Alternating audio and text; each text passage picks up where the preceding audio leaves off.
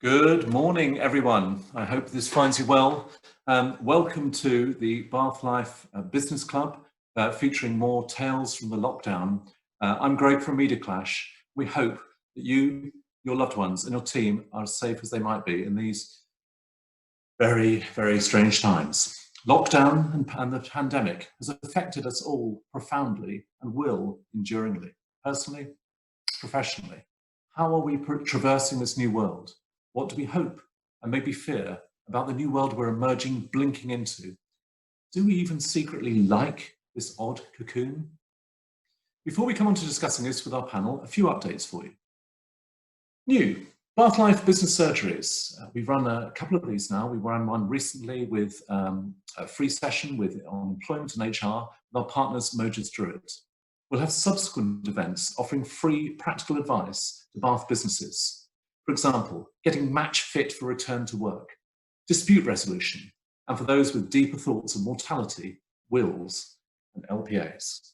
We'll also have our second Bristol Life Business Club today at midday, and a business surgery on employment and HR in Bristol with Bevan Britton on June 3rd. We'll be running similar events in Cardiff and Exeter, and our next Bath Life Business Club is an event special on June 8th, so please look out for that. There's a lot of activity there, but I think the standback point is this. It's clear that people, us included, want insight as they try to understand this odd world of ours. Clear also that many of us are having to pivot to new business models and new ways of connecting with teams, clients, whomever. If you'd like to speak at one of these clubs or have a business service of benefit to other companies, please do talk to us. Oh, and on perhaps a lighter note, we will also be running another Bath Life virtual wine tasting event for charity with our partners Stony Street next Wednesday, June 3rd. And this time, it's in aid of the very mighty Bath Ghouls. Detail on social media later today and also on an email, which will go around to everyone. And talking of email, if you're emerging from lockdown, as we've seen over just this last weekend, and you have a business offering that needs to connect, please do talk to us about the Bath Life weekly email newsletter to several thousand Bathonians each Friday. Right, preamble over, let's come to this.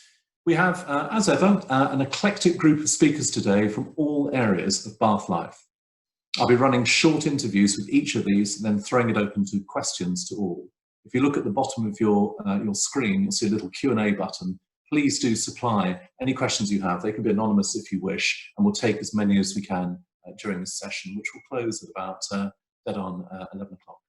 Our three speakers, Bill Vasilieff, the founder and boss of financial services company Novia, Zara Perry, the eponymous boss of Zara Perry Hairdressing, and Les Redwood, the chief exec of Citizens Advice Bureau, and a man who's held a number of different posts in and around Bath.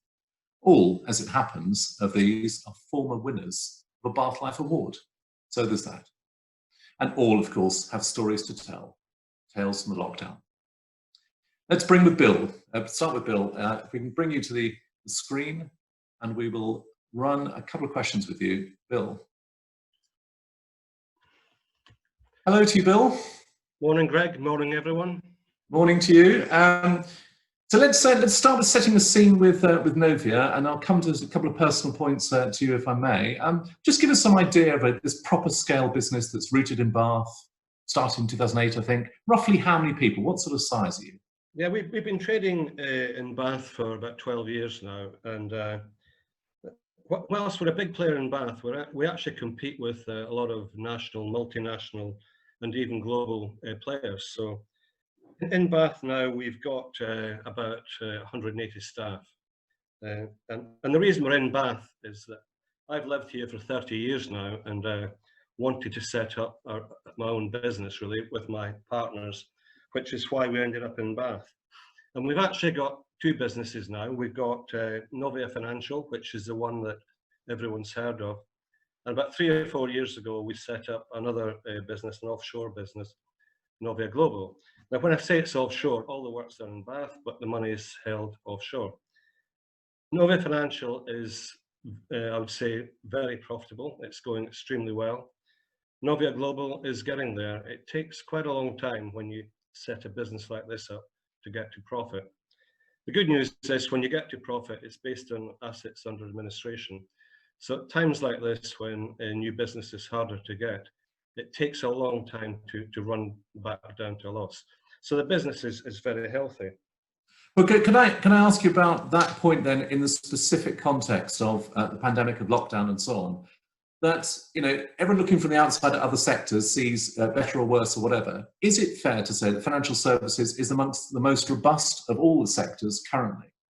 Yeah, I mean, from our point of view, we moved to home working in a couple of days. When you think about it, all we do is shift stuff around on computers, on messages on computers. We never actually go out and do anything or meet anyone. So effectively, we've got 12 salesmen out there in the field. Everyone else is working on computers. And we had the technology in place to allow people to work from home. So we literally, within 2 days, had everyone working from home as normal. Now that doesn't mean that we get as much business as normal, because we work through financial advisors and they contact clients. So the face-to-face meetings have dropped off. So other than, of course, the face-to-face, both with clients, but also with your team, has there been any actual operational difference for you? Honestly, no. It's been smooth as you like. We have a facility we call soft phones, and so basically they're linked into the computer. So all we did was put everyone's computer in their house. They work from home, and it's business as usual.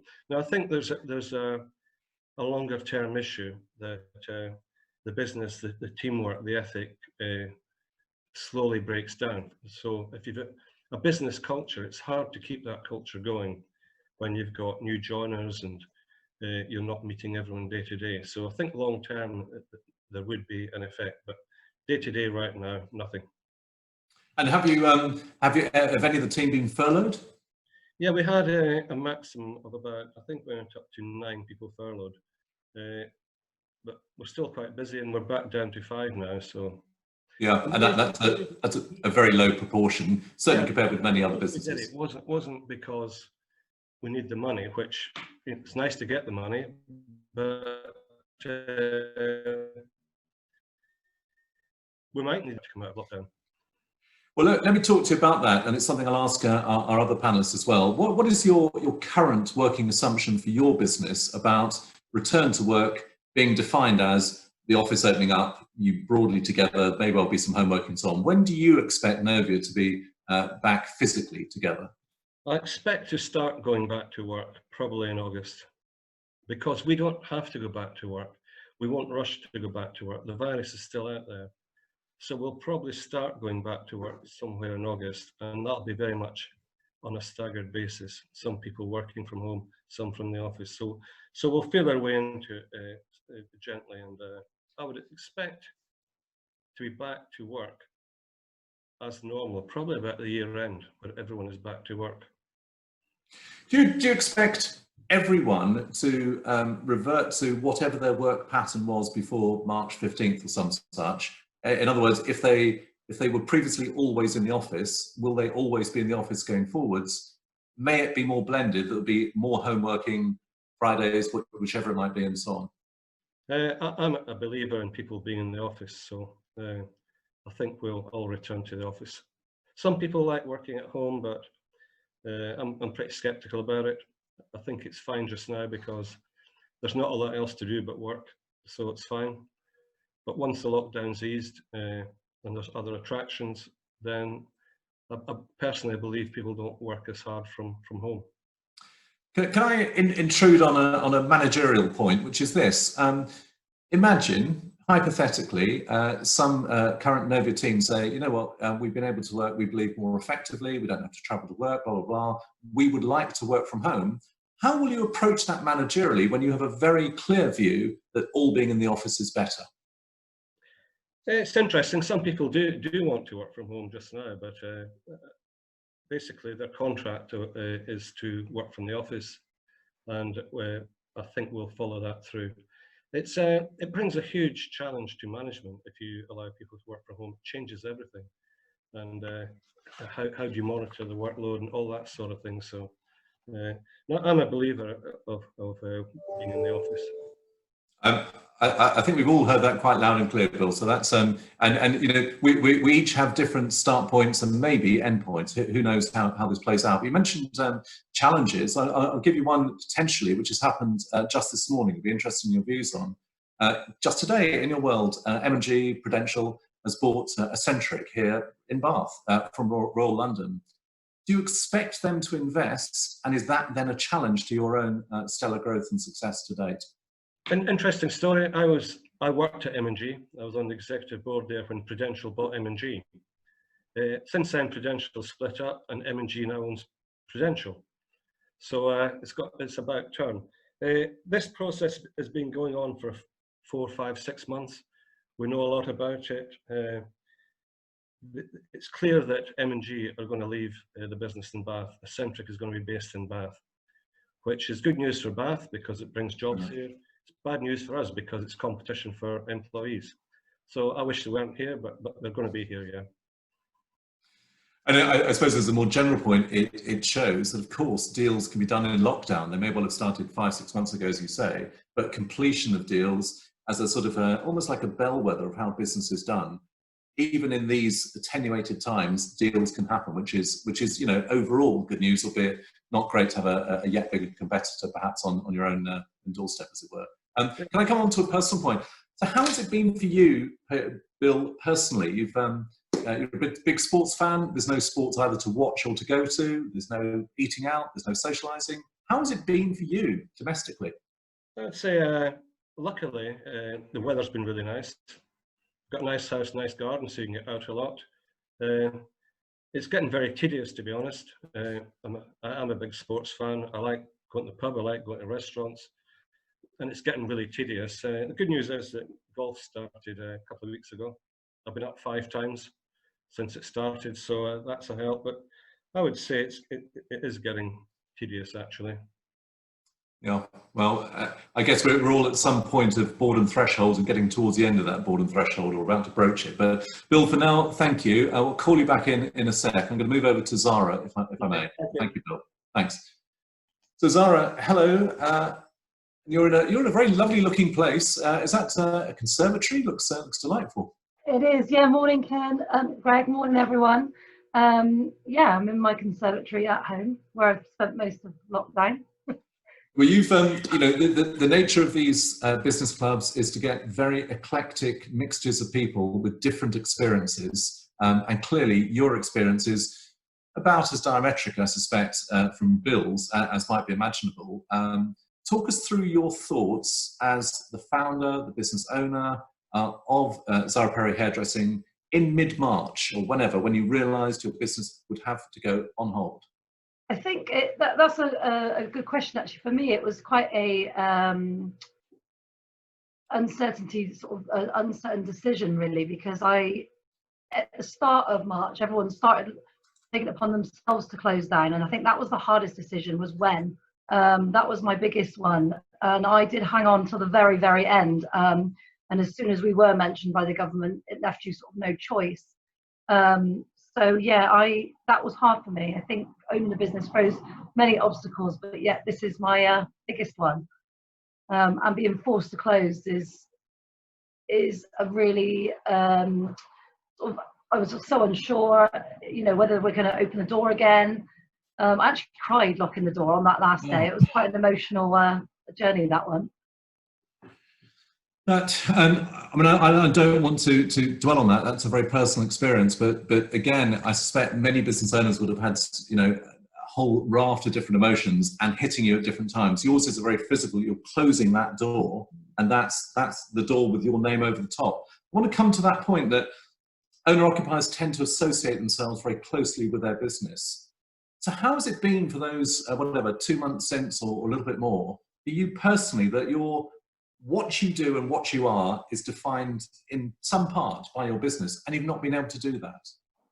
Yeah, that's been a tough one. I guess for me, the first few weeks, as many other business owners would probably agree with me, it was a chance to just breathe.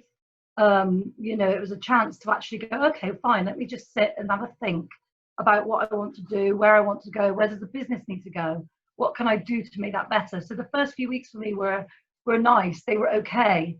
You know, I was juggling team. I was still kind of working because I was furloughing, checking when pay was, discussing with the accountant. And then I kind of hit the flat. I feel like I was that meme. I don't know if you've seen the meme that says, 1 minute I'm sat drinking Prosecco, tanning myself, the garden's nice, and the next I can barely get up, I feel flat, and I don't want to do anything. So I'm a set of scales at the moment. One way I go, one way the other. So it's been an interesting journey. I mean, I suspect that for most of us, the continuity of business, the continuity perhaps domestically of kids to school and so on, we're all sort of washed along by that. And when you don't have that activity, you've got time to think differently, and it's quite challenging. I mean, have you talk us through that, about how you've been trying to reimagine the business during this time? I guess for me, it's an interesting one actually. I was thinking about this the other day. We were so quick to be sort of the last one hanging on, you know, let's keep going. And now actually I don't see an opportunity to open. We've been told at the earliest it's July. Now that word, the earliest, keeps coming into the sentence with hair, because how can we be 2 meters? How can we be at a distance? You know, there's a lot of funny things on social media about people cutting hair with shears, with the screens, but let's be realistic. You know, that personal touch is gone. I recently had an experience in the supermarket, which I was made to feel like I was completely covered in this disease that no one knows about. The lady was rude, she didn't speak to me.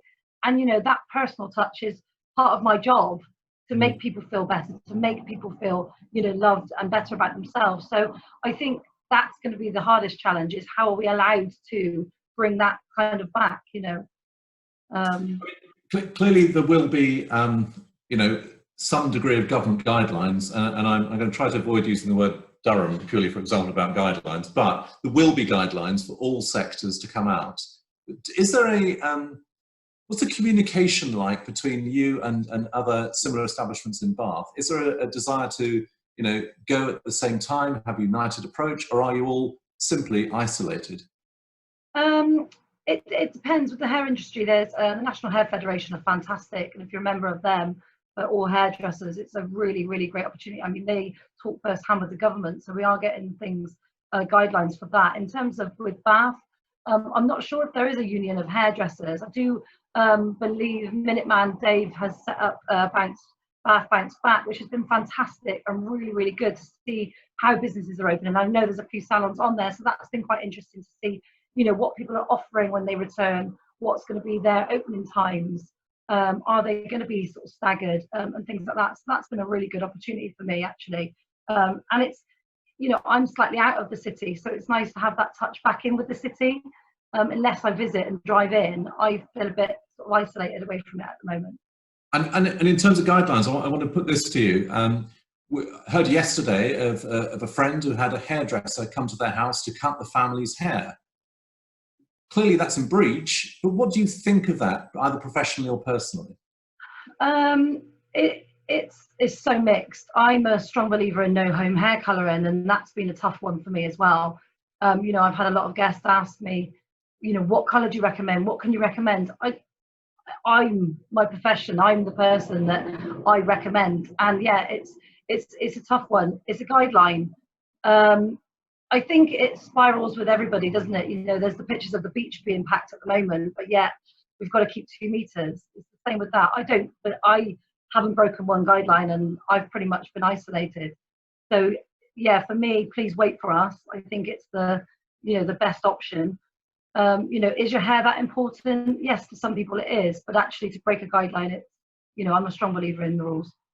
That's a, you know, it's a really cheering note, because it is particularly tough for you, as other sectors are having it especially tough. But the belief is that if we act collectively, it will suit all of us longer term. That is under pressure at the moment, quite clearly.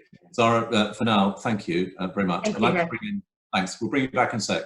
I'd like to bring in Les. And Les, let's begin with the personal for you. How has lockdown been for you? Well, hi, Greg. Good morning, and good morning, everyone. lockdown has been an interesting time. I think we could say is one. I'm going to push you on that straight away. No euphemism here, please. I'm going to interrupt you, Les. Interesting. So it's been slightly different for me because I've been working with the emergency hub, emergency response hub up at Peasdown St John with B&NES, directly with B&NES and with Virgin Care, and then with other third sector agencies, charities, and B&NES 3SG. And we've been basically directly coordinating and supporting the response to COVID in and around B&NES. So actually, I've been working.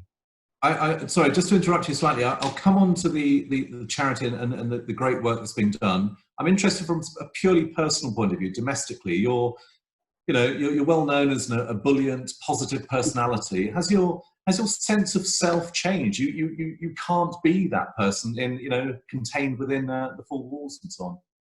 Yes, I mean, even though it has been sort of working, it has been definitely a very sort of restrictive time. And being sort of forced almost to behave in a certain way, obviously for the greater good, and understanding the reason very much so same as Zara.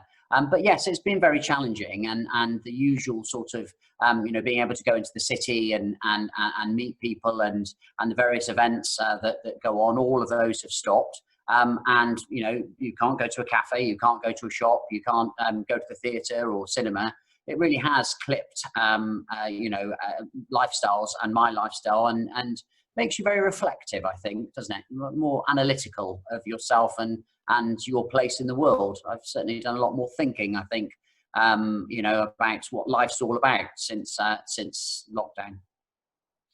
Yeah, I mean, Bill was gesturing towards it. It's beginning to get a little bit tedious now that this lockdown, the closed confines and so on, wanting to be out. And his particular iteration might well be sport, playing golf. How about you? Do you feel constrained? You just want to say, just break out and do something. Go to the beach, as Zara was alluding to earlier. Not bust the guidelines, but just have a sense of freedom. Yes, I mean, I think the whole thing is that it's been very same, hasn't it? And I think we're all sort of minded to put up with that for a certain length of time. I've often likened it sort of Christmas to New Year period, where everything's a bit quieter and there's a few people around on the streets, but basically most things are closed. And I've kind of in my head just kind of thought of it like that. And, it just takes longer to do things. You eventually get them done. There's not many people about. But actually, after a while, you just get fed up with it because it's a slow drip. It's a certain level of stress, I think, that we are all exposed to. And one other thing I would also say is that it's very unusual for all of us to have the same level of stress, perhaps, or same challenges in our private lives as we do in our work or professional lives.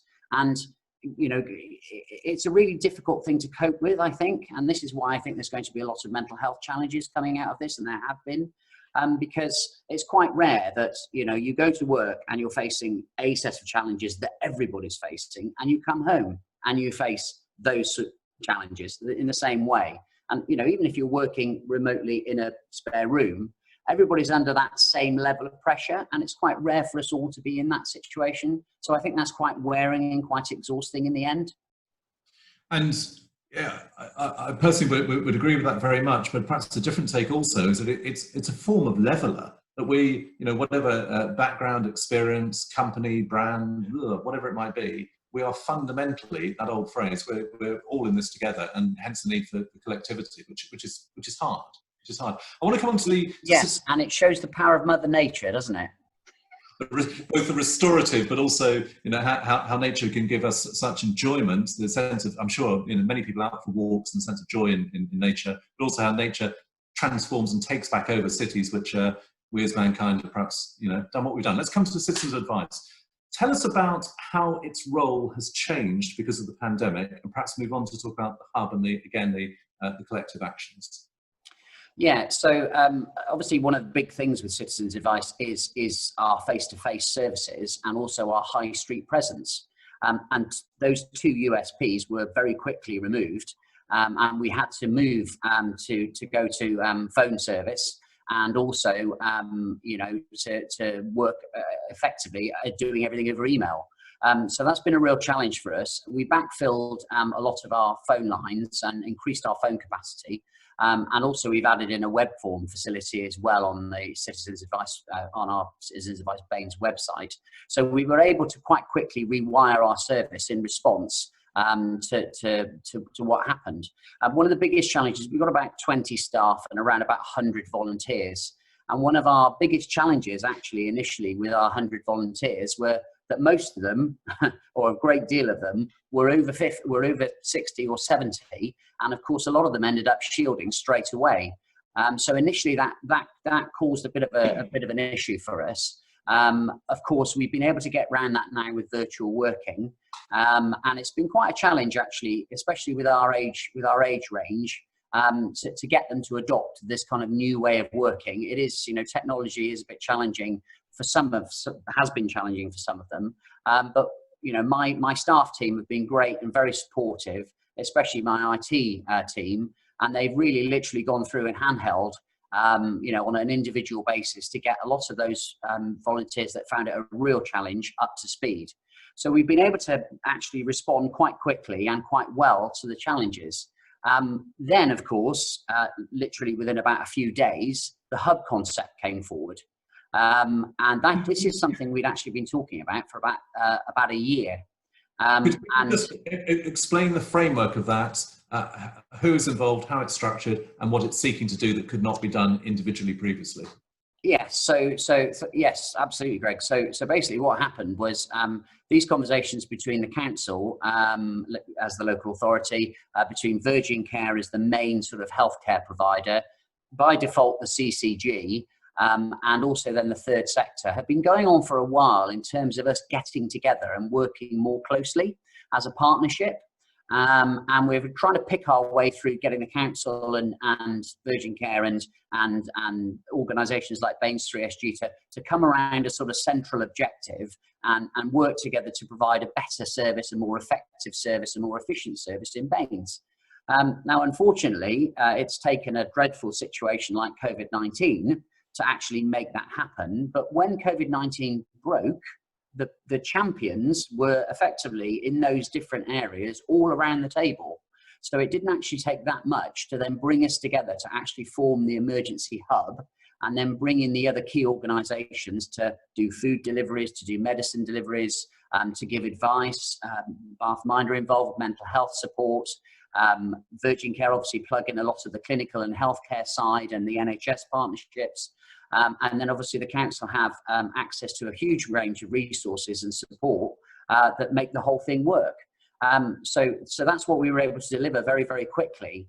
And it's been a huge value add for the city. And also we've helped over 5,000 people now who have actually contacted the hub.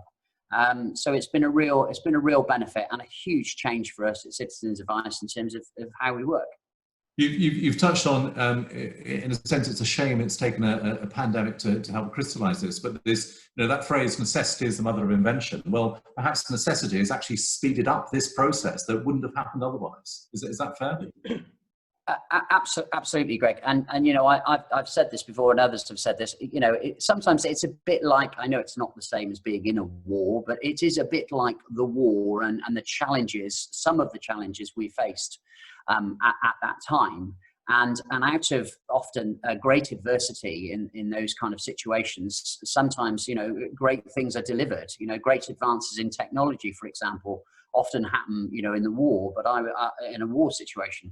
But I would also say that, you know, this partnership working has without doubt been, you know, greatly enhanced because of COVID-19, and thousands of people have now benefited.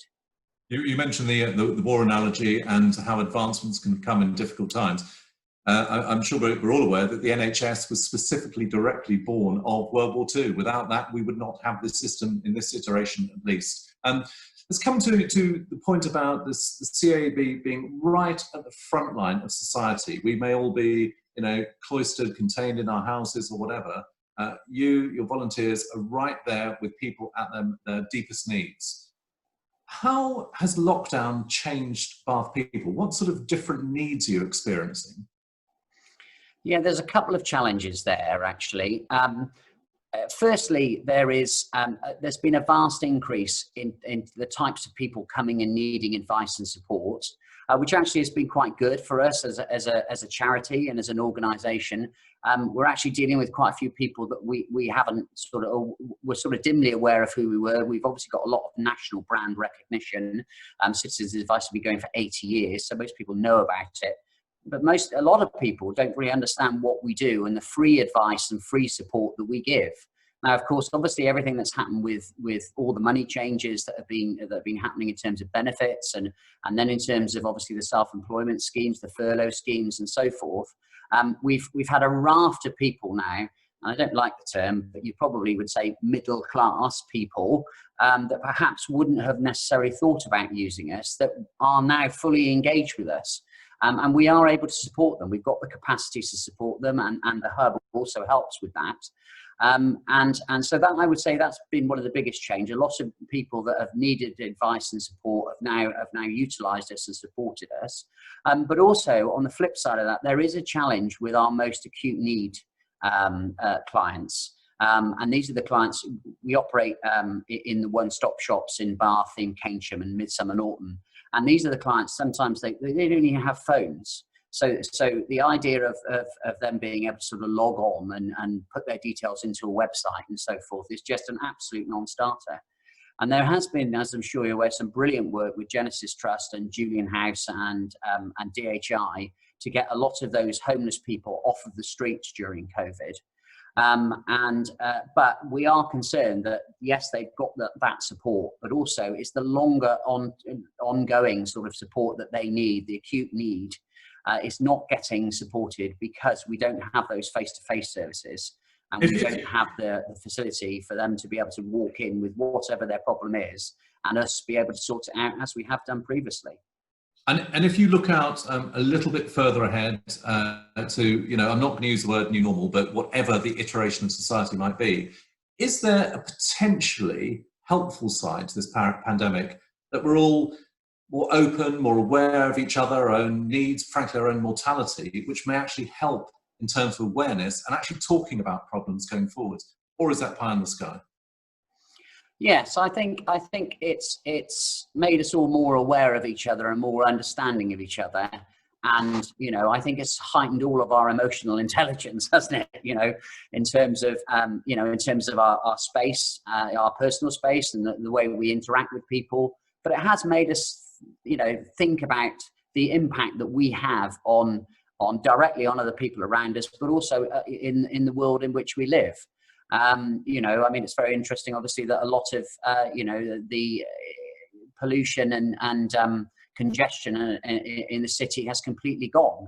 And as you mentioned earlier, there's a lot of, we're all noticing a lot more nature. The skies seems a lot bluer, and because obviously there's not been a lot of tree and grass cutting and everything. You seem to notice when you are fortunate enough to be out, you seem to notice more fuller trees and vibrant grass, and so I think we're all feeling those experiences, and I think that is a healthy thing. And I hope that those positive elements do continue, that perhaps we don't revert into our sort of very high speed, not enough time, digitally connected, world that perhaps we got to before COVID hit.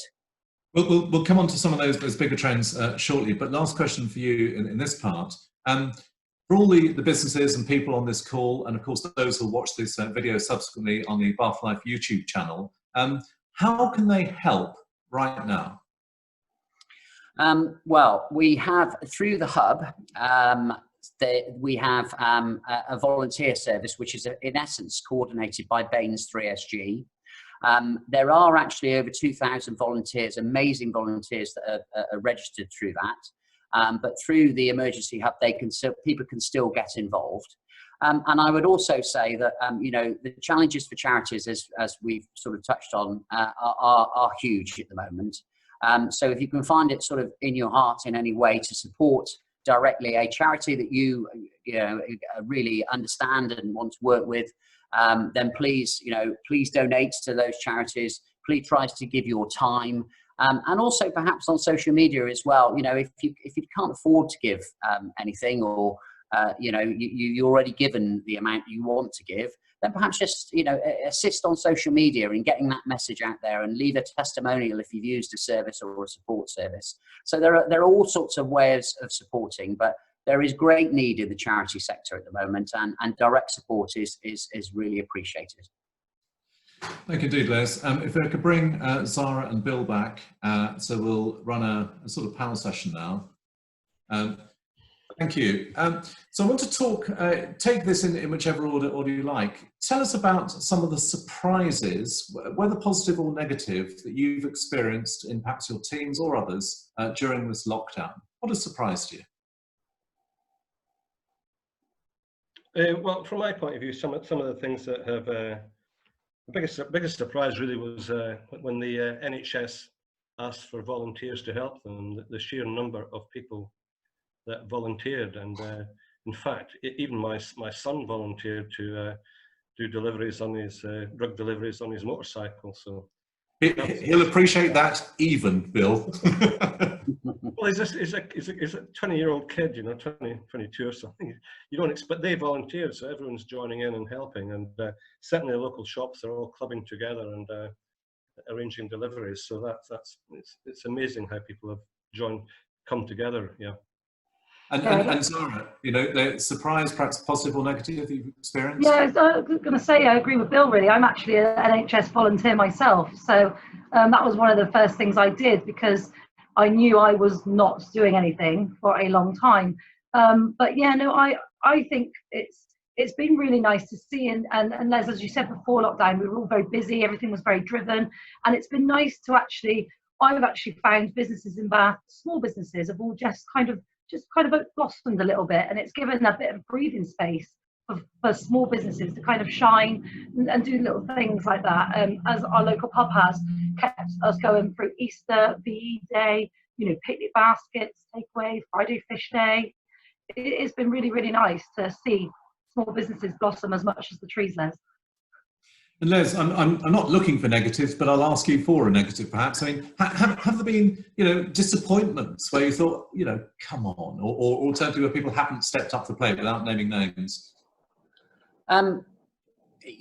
Yeah, so trying not to be negative, but there have been some challenges around the intersection between the national initiative that obviously Bill mentioned, and then how that integrates with local initiatives, because that's some of the challenges we've grappled with the hub. Obviously a very local initiative involving 10 organisations, and then thousands of people actually are connected to that. And unfortunately, because of the speed that the national situation moved at, some of the national initiatives didn't really take account of the great local work that was going on in the community and neighbourhood support. So sometimes there's been a little bit of duplication. We've got round a lot of that, but in the early stages, it was a bit clunky that there was this amazing national initiative happening, which people bought into, and then some incredible local stuff, as sort of thing that Zara's mentioned. And sometimes those things didn't really fit together very well. And so that was a little bit of a challenge. But I think we're getting there with it. But yeah, it's a product of the fact that everything happens so quickly. Can I talk about that local point? There's a sort of stand back perspective that because we have all spent more time in our locales, in our city, our smaller areas, our hyper-local areas and so on than previously, that the lockdown is making everything local, that we more trust, like, enjoy, and realise almost that which we almost didn't have, we enjoy more. Do you think that will endure, that sense of supporting local yet more so than previously? I really hope it does, because it is the most important element. And certainly, obviously, in my previous life, having been involved with both the setup of Bath Bid and also Visit Bath, our retail, our tourism economy in Bath is really, really important. And the most important piece of that actually is the mosaic of independence that we've got. Then when you add in the creative and tech sector that we've been busy building, and Bill's success is a huge testament to that sector. And I've always believed that eventually we will end up being a far more creative and tech driven city than perhaps the bedrock that we've been used to. That is all about local, and that is all about supporting each other and supporting our community and sustaining our community with a variety of economic support. And I think it's really important. We have connected with our local providers, and we should continue to do that. We should continue that work because it's what makes Bath and Baines Bath and Baines. So let's make sure we keep it and we embrace it. And Bill, I mean, your business offering is national, well, transnational essentially, but your operations are broadly local in that you have this 100 plus employees based in this area. Do you think there will be a heightened focus on locality and local businesses as a result of this pandemic, or will we revert broadly to doing what we've always done previously? I'm not actually talking about your business specifically, but about how your teams and your friends and so on think about their cities. To be honest, I think we'll just revert to what we were. I think there is, as Les was saying, there's a lot of local initiatives go on anyway, so I don't think anything greatly will change. Zara, do you think there will be enduring change on this particular point about venerating the local? Yeah, I do. I think for me, I've had a slight negative situation where the council have just supported me so much through it. I unfortunately the shop got vandalised, and I wasn't even none the wiser. But the council contacted me, the police contacted me, the council cleaned it off. I didn't even see it, and I think that was really nice. And it was nice to have that support. And I think, yeah, I do think it's going to be a really good. I think everyone is going to support each other. We are going to have that connection. I think because that really did bring me sort of. You know, I was sat in my home none the wiser, and it all got solved and sorted and emailed to me. So it was amazing. Let's take the bigger picture of the UK, of Britain.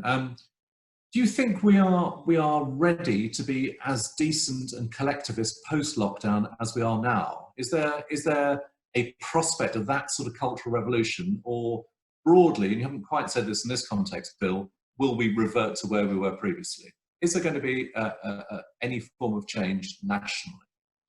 If you're asking me, I'm a bit of a cynic, as you know, Greg.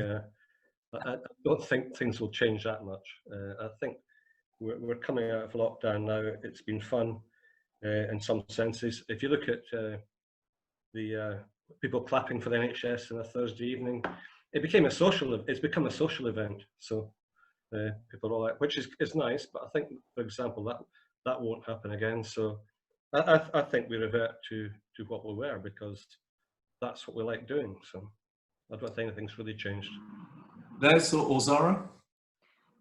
Yeah, I mean, I think it's going to be the scale, isn't it? Because some people, I think, are going to be skeptical. They're going to be scared. They're not going to want to continue their lives as it was. And others are going to just slip and fit right back in where they were. So, yeah, I do think it's going to be 50-50. I certainly am going to come out of it completely different, the way I see everything, business, home life, and local. So yeah, I feel I'm on one side, but yeah, I think it's going to be an even mix.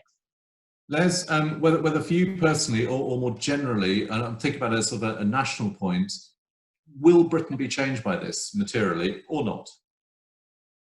I think there will be elements that will have changed. I think whether they're fundamental changes in the way that we, in our culture and the way that we act and behave, is questionable. Like Bill, I think, predominantly, I think we'll end up, reverting largely to a lot of the things that we used to do. However, I do think there are, because this has been such a long time period, and as I said earlier, it's back to, people have really had a chance to think about themselves, their families, their work, their place.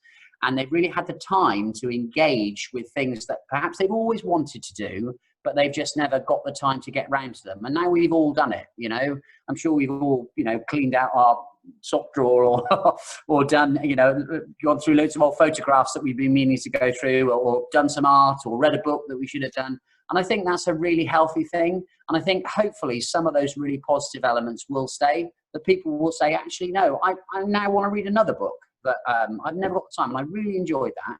And I think that's a very healthy thing. And it's vitally important with all the mental health challenges that we have got at the moment from lockdown. And I think we will continue to have going forward, because what's clear to me is that there is going to be a 3 to 6 month more, longer term impact of a lot of these issues going forward. Let's come to Bath. I'm sure we're all very aware of how fortunate we have been to, whether it's live or work or educate kids, build friendships or whatever, in this amazing city of Bath.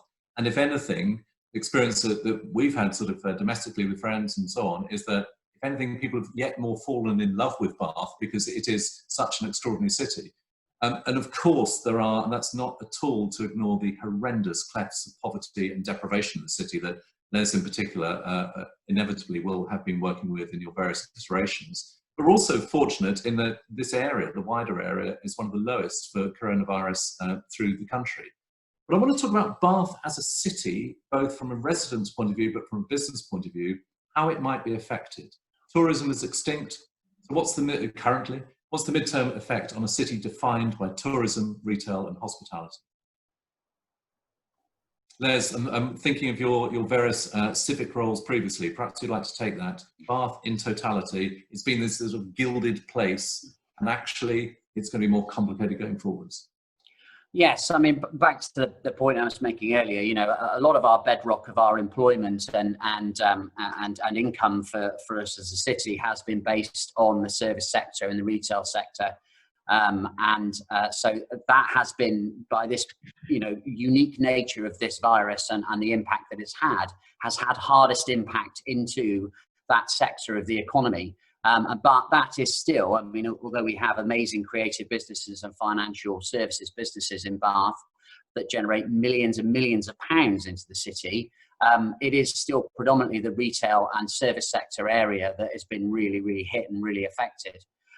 Going forward, a lot of those businesses are very quick to start up. They're very dynamic businesses, like Zara's business can start as soon as effectively she's allowed to, and her team can get in there and start providing the service. And many of those other businesses are like that. So I think the bounce back in terms of those specific sectors will be quite strong and efficient.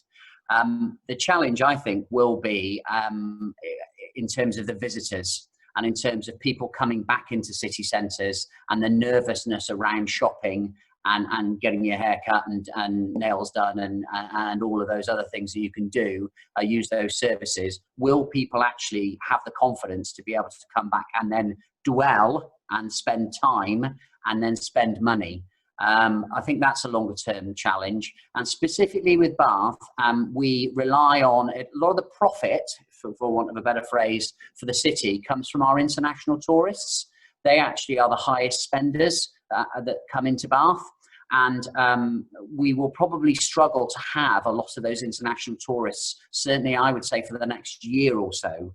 And that really is the kind of icing on the cake in terms of the money that comes into the city and supports the city's business and economy. And that bit will be really challenged, I think. So quite a quick start, but it'll take a year or so to get back to perhaps the levels or near the levels where it was previously. And thank you. Bill, what's your prognosis for Bath PLC?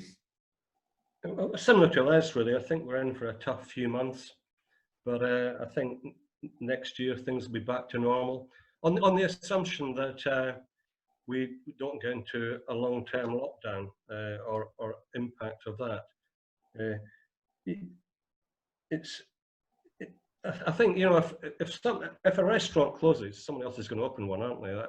That's what's going to happen when the tourists return, and it's hard to see right now where it ends.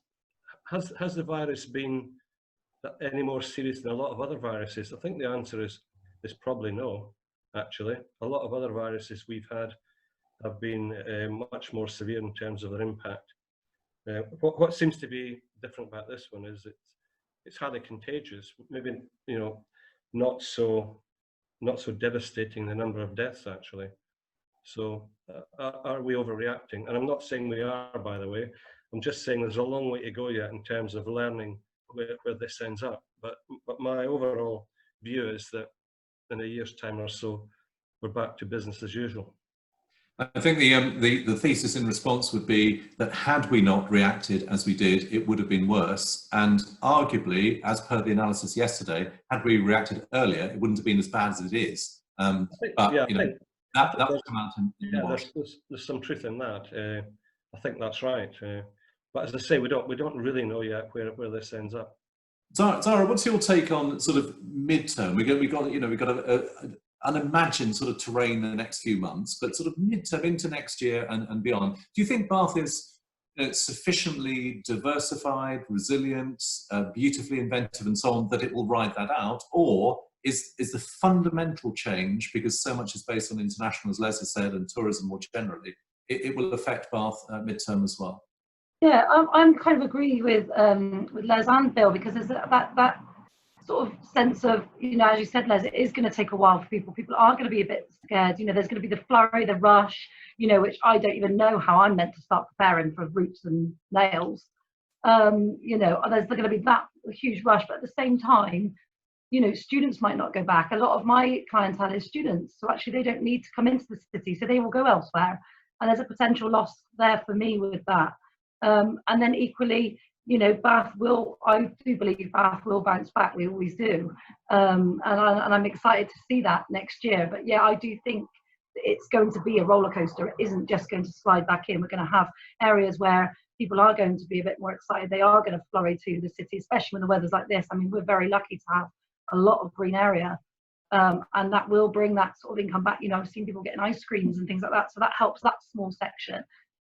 In terms of restaurants and things like that, like Bill said, when one closes, another opens, and that is business, isn't it? And you know, and I hope that does flurry sort of quite quickly, so that it does get us back on our feet. But yeah, I do think it's going to be a quick, you know, crash and burn kind of start, and then we'll sort of tail off.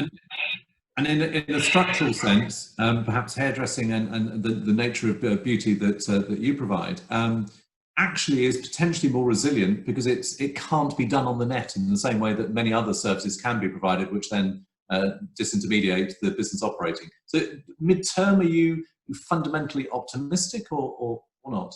This is the thing, we were challenged with the structure of a hair appointment. You have a colour on, and then there's a slot able to fit somebody else in. At the moment, the challenge is, does somebody else go in that? Because potentially you're adding more people into one room. And that's completely sort of reduced, one, the amount of people we can see, two, the amount of people that could be in a room, and income. I'd like to say it's going to go back, but I think it is going to take some time. I think to get that full structure, you know, I'm having to stagger staff.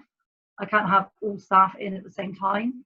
You know, different opening hours. It's really making me, there are no boundaries, there are no rules at the moment. I've really got to make everything work and hope it works. And Les, for the you know, the charity sector as a whole, you think on the one hand that people and businesses might well be more supportive. They are more aware of the need and the sense of connection and responsibility. On the other, they haven't got the money, because it's going to be tight for individuals and businesses in many cases, most cases going forwards. How do you see it playing out in terms of the financial support that charities will get, separate to what government does? Well, I think, you know, and this isn't a political point, this is the statement of fact that as we know, we've had 10 difficult years since the 2008, well, 12 now, obviously, since the 2008 crash. And charities specifically have found that a really challenging time for 12 years. And a lot of charities have had to strip right back to their basic services, and even to the point of removing structure. The other thing is that, of course, a lot of other charities have then moved into events, and they've also moved into retail. And of course, what is COVID hit the hardest? Events and retail. So those options for some of those charities that are heavily reliant on those have completely fallen away. I think the simple answer is we will see a lot of smaller charities go, unfortunately. You know, we are all challenged in the amount of money we can all give. We're all concerned about our own sort of family situations, our own income and our own futures. You know, there are some huge mind-boggling numbers of debt that's floating around. And so it's going to be a really difficult time for charities.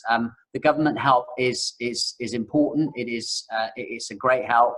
But it's incumbent on charities also to try and find their own way out of these situations, either by aggressively, applying for as many grants as possible, looking for corporate partners, or indeed going out and getting as many regular donors as they can. But of course, all of that takes resource, all of that takes time. So it's a real challenge, and it's going to be a really difficult year for a lot of charities, on the money front, without a doubt. Talking of on the money front, Bill, and mind-boggling amounts of debt, think from a UK PLC point of view, the extraordinary amount of support that's come from governments, particularly the job retention scheme, but not just that, deferment, the grants, the loans, and so on. What sort of recovery do you think the UK in aggregate will have, and how will that tax burden play out in times to come in terms of personal or corporate wealth? I don't think anyone really knows what the recovery is going to look like. If you recall, it started from people saying it'd be a V-shaped recovery instead of a U-shaped recovery. Now it's a Nike slash-shaped recovery. That's the latest one I've heard. But certainly, if you look at the stock markets are up 20-odd% now, and every country around the world almost is easing lockdown, because ultimately you've got to ease lockdown. People have to work. The country has to produce goods. So I think we'll see an easing of lockdown fairly quickly, actually. As I say, the economic impact can be just as bad as the virus itself. A lot of experts would say if you've got a major slump, it leads in a huge problems of mental health, financial, and it could be more devastating than actually the COVID itself. So I think we'll see quite a swift recovery. Who's going to pay for it all? I'm not sure, really. The 2008 crisis that we have, it passed. Someone somewhere paid for it. People talk about what was the word they used? It was reduced spending, but I don't think there's that much evidence of it, actually. Spending keeps going up, so ultimately I think we'll just ease our way through it. Yeah, I think there is a view that those who paid in 2008 is through austerity, which had a disproportionate effect through the value chain. I'd like to come to a closing point, which is this. We're right to dwell on the difficulties, and these are unimaginable, exceptionally difficult times. But one of the things we've been particularly keen on with Bath Life is to help spread the good that people do, and it's been incredibly touching to see how the people of businesses of Bath are creating clever ways to support and help where they can. And we've been sharing that on our social media and our weekly Bath Life email using #BathTogether. I'd like to hear from our three panelists of examples of the good that people have been doing in Bath. Perhaps Les, start with you. Separate to your own charity work and so on. Yes, I mean, I have to say the hub. I mean, we've helped, or the team, the organisations involved have answered 5,000 calls for help, and B&NES 3SG specifically brought in those over 2,000 volunteers, and those 2,000 volunteers have delivered over 1,000 tasks between them. So for me, it's the partnership working, and it's the togetherness and the community support that the Compassionate Communities Hub has delivered for Bath and for B&NES. And thank you, Zara. The good that people do. What has touched you in recent times? I would say the NHS volunteering. It's been an eye-opener to see how many people are actually on the map and close to where I am. It's phenomenal, and the emails they keep sending about how many more people are still joining that. It's shopping, it's prescriptions, it's things like that, and it gets me out, but helps also those people that are vulnerable, those people that are scared to go out. So yeah, I would say the NHS volunteering has been amazing. And Bill, in these turbulent waters, have you seen some, rays of hope or decency and so on you'd like to share with us? Well, I think I mentioned it earlier, people are clubbing together to help out, and things like, even like local shops in Lark Hall, they've been clubbing together to arrange deliveries for vulnerable people. So as Zara said, the NHS, people volunteering for that. So yeah, I think that sort of micro collective hyper-local, such as the Lark Hall Butchers Initiative in Lark Hall, St James's Cafe and Deli in St James's Square near to where we are at Media Clash. There's been examples of getting together because collectively there is greater strength and greater need. We're going to call it to a halt for now. Thank you very much to Bill, to Zara, and to Les, and all of you for joining us today, and also to our sponsor of the real Bath Life Business Club, Moja Druitt. Good luck to all of you navigating these unimagined times. Let's hold to the belief that somehow enduring good can come from this. Yes, this is a tough time, but this too shall pass. This has been a Media Clash production, and this has been the Bath Life Business Club. Thank you. #Bath Together. Thanks. Thank you. Thank you.